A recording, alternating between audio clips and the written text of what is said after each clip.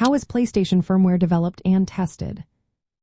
Imagine a team of highly skilled engineers working behind the scenes to create a seamless gaming experience.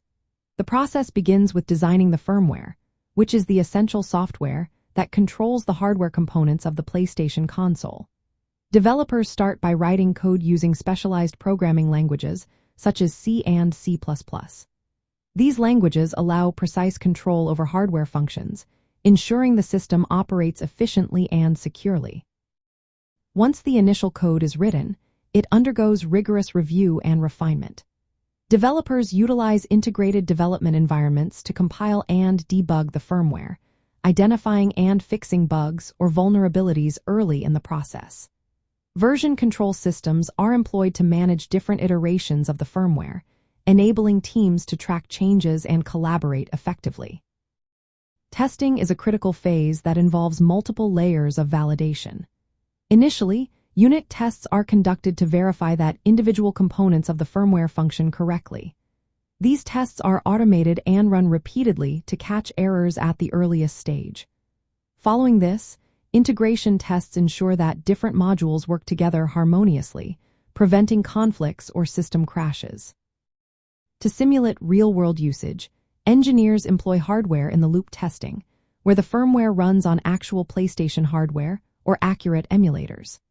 This step helps identify issues that might only appear in a physical environment, such as hardware compatibility or performance bottlenecks. Stress testing is also performed to evaluate how the firmware handles prolonged use or high-demand scenarios, ensuring stability over time. Security testing is paramount, especially given the importance of protecting user data and preventing unauthorized access. Penetration testing and vulnerability assessments are carried out to identify potential exploits. Any discovered issues are addressed through patches and updates before the firmware is approved for releases. Before deployment, the firmware undergoes final validation through beta testing programs involving select users. Feedback from these testers helps identify unforeseen problems and ensures the update enhances the overall experience. Once all testing phases are successfully completed, the firmware is digitally signed and distributed via official channels, ready to be installed by users through system updates.